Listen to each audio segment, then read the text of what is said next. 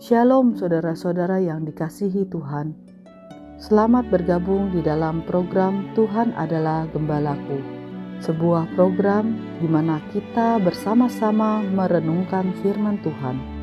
Firman yang meneguhkan iman agar kita hidup menyenangkan hati Tuhan dan menjadi berkat bagi sesama.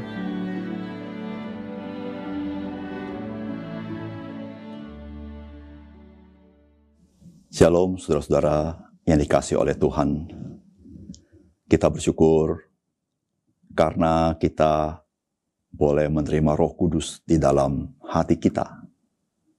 Sehingga Dia menolong kita untuk memiliki hati yang benar, hati yang tulus, hati yang mengasihi Tuhan. Untuk hidup sesuai dengan firman Tuhan. Salam jumpa dalam program Tuhan Adalah Gembalaku. Ketaatan bukanlah sesuatu yang mudah untuk dilakukan, bukan. Karena setiap kita mempunyai perhitungan-perhitungan sendiri di dalam melakukan sesuatu. Namun tahukah saudara, ketaatan merupakan sesuatu yang sangat berharga dalam hidup kita. Apalagi ketaatan kepada Tuhan. Karena ketaatan kita kepada Tuhan menolong kita mengetahui apakah saya bisa mengendalikan diri saya dengan segala kedagingan saya, kemauan saya, dan apa yang saya inginkan. Ketika seorang taat, kita tidak boleh lupa. Bahkan di dalam ketaatan kita ada anugerah Tuhan bagi kita. Sehingga kita tidak boleh berpikir kalau saya bisa taat. Saya punya jasa kepada Tuhan. Saya merasa benar hadapan Tuhan. Saudara, tentang hal inilah yang akan kita renungkan dari firman Tuhan. Di dalam Matius pasal 21, ayat 28 sampai ayat yang ke-32. Tetapi apakah pendapatmu tentang ini? Seorang mempunyai 2 anak laki-laki. Ia pergi kepada anak yang sulung dan berkata, "Anakku, pergi dan bekerjalah hari ini dalam kebun anggur." Jawab anak itu, "Baik, Bapak," tetapi ia tidak pergi. Lalu orang itu pergi kepada anak yang kedua dan berkata demikian juga. Dan anak itu menjawab, "Aku tidak mau." Tetapi kemudian ia menyesal, lalu pergi juga. Siapakah di antara kedua orang itu yang melakukan kehendak ayahnya? Jawab mereka, "Yang terakhir." Kata Yesus kepada mereka, "Aku berkata kepadamu, sesungguhnya pemungut-pemungut cukai dan perempuan-perempuan sundal akan mendahului kamu masuk ke dalam kerajaan Allah. Sebab Yohanes datang untuk menunjukkan jalan kebenaran kepadamu, dan kamu tidak percaya kepadanya. Tetapi pemungut cukai dan perempuan-perempuan sundal percaya kepadanya. Dan meskipun kamu melihatnya, tetapi kemudian kamu tidak menyesal, dan kamu tidak juga percaya kepadanya."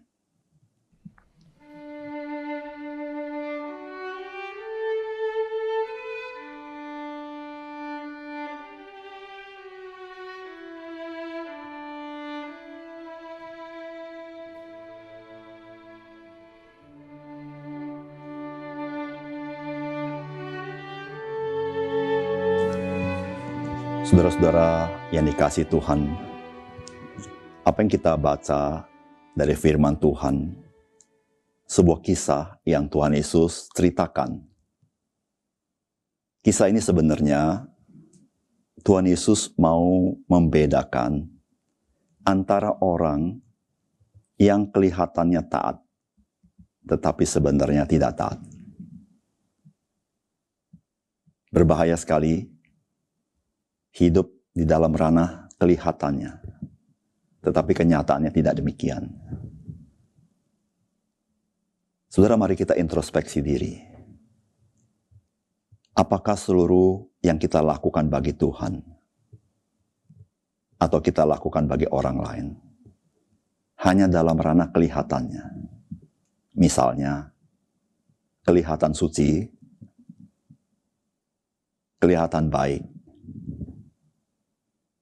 kelihatannya tulus, kelihatan rendah hati, dan banyak yang lain. Kata kelihatannya memberitahukan itu bukan sesungguhnya. Demikian juga dengan kelihatannya taat. Sesungguhnya dia tidak taat. Saudara, apakah pesan firman Tuhan yang kita baca hari ini bagi kita? Yang pertama, janganlah kita menjadi orang-orang yang ketaatannya hanya sampai kepada kata-kata saja. Itu yang terjadi kepada anak yang sulung. Ketika diperintahkan oleh ayahnya, dia berkata, dia mau taat.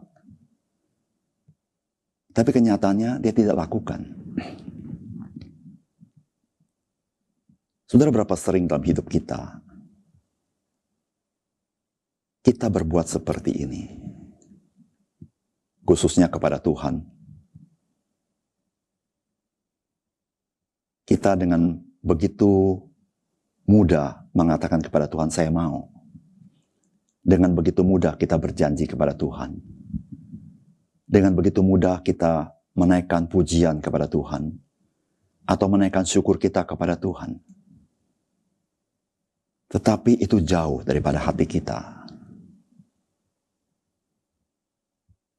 Seringkali kita berkata, begitu indah firman Tuhan hari ini. Namun itu jauh daripada kehidupan kita. Saudara, itulah yang Tuhan katakan, engkau kelihatannya taat. Tapi sesungguhnya engkau tidak demikian. Demikian juga dengan ibadah kita. Kita hadir di dalam rumah Tuhan, kita bernyanyi, tapi sesungguhnya kita hanya kelihatan beribadah. Kita tidak melakukan dengan kesungguhan hati kita. Saudara-saudara yang kasih dalam Tuhan, betapa rugi ketika kita hanya bisa mengatakan, saya mau melakukan, tapi saya tidak melakukannya. Kita menjadi orang yang terbiasa tidak setia dengan kata-kata yang kita sampaikan. Jadilah orang-orang yang hidupnya tidak sekedar kata-kata, tetapi berani melakukan sebagaimana yang Tuhan inginkan. Yang kedua, apapun masa lalu kita, mungkin yang buruk-buruk, Tuhan hendak kita tinggalkan semuanya itu. Dan percaya kepada Tuhan. Dan taat kepadanya. Tuhan Yesus tidak membenci orang-orang Farisi. Juga tidak membenci para imam kepala. Demikian juga tidak membenci ahli Taurat, sedang juga orang Saduki. Dari mana kita tahu? Dalam beberapa kesempatan Tuhan Yesus menegur dia. Menegur mereka. Perumpamaan ini juga adalah bagian Tuhan Yesus ingin menyadarkan mereka. Supaya mereka jangan seperti anak sulung. Yang berkata mau melakukan tapi tidak melakukan. Tetapi hendaklah dia menjadi anak bungsu. Yaitu berkata pertama-tama tidak mau. Tetapi dia menyesal. Lalu dia melakukannya. Saudara, ini panggilan Tuhan kepada kita. Betapapun hidup kita masa lalu di dalam dosa. Betapapun kita adalah orang yang harusnya binasa.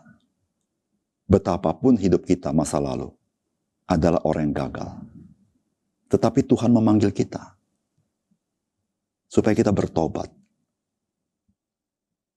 Dan kita mau taat kepada dia. Karena dia ingin memberikan masa depan dalam hidup kita. Masa lalu, dosa-dosa kita diampuni dia. Dan kita mengalami damai sejahtera, kemurahan, dan kehidupan yang sesungguhnya. Saudara, jangan ragu. Apapun masa lalu saudara, panggilan kasih Tuhan bagi saudara. Untuk saudara meninggalkan dosa, masa lalu yang gelap, kegagalan masa lalu. Dan percaya kepada Tuhan. Taat dalam pimpinannya. Dan engkau akan melihat betapa hidupmu begitu berharga di dalam Dia. Yang ketiga,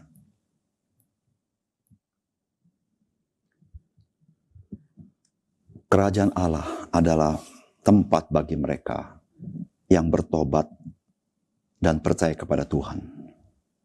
Bukan tempat bagi orang-orang yang merasa diri benar.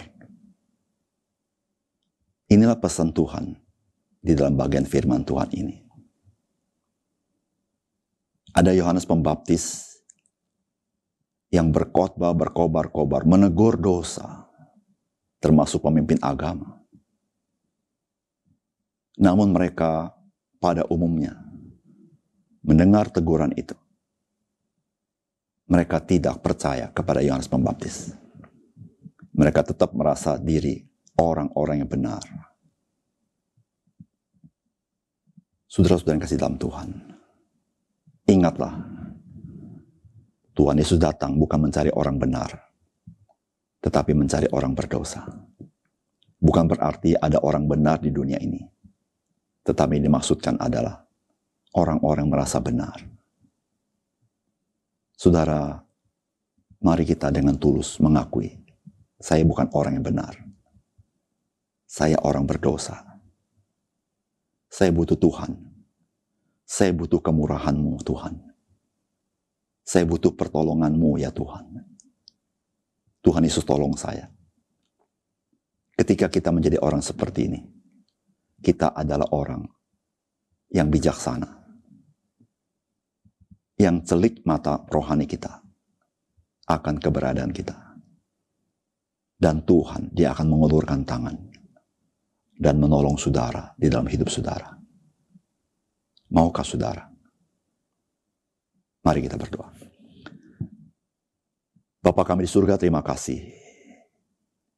Ketaatan tidak mudah, tetapi kasih Tuhan memampukan kami supaya kami mengasihi Engkau, sehingga kami dengan rela hati mentaati Tuhan. Menyadari ya Tuhan, ketaatan bukanlah sebuah beban. Ketaatan adalah sebuah anugerah. Ketaatan adalah buah daripada kasih Tuhan kepada kami. Ya Tuhan, jadikanlah kami orang-orang bijaksana. Mata rohani kami terbuka. Kami rela meninggalkan dosa-dosa kami dan menerima panggilan Tuhan. Bertobat dan taat kepada Engkau. Tuhan, terima kasih. Tuhan tidak membenci kami orang berdosa. Meskipun Tuhan benci kepada dosanya, tetapi Tuhan memanggil dan mengasihi kami. Terima kasih untuk firman-Mu ya Tuhan. Biarlah hari ini kami menjadi anak-anak Tuhan yang juga mengasihi orang-orang yang jatuh ke dalam dosa, supaya mereka datang kepada Engkau. Terima kasih Tuhan. Dalam nama Tuhan Yesus kami berdoa. Amin.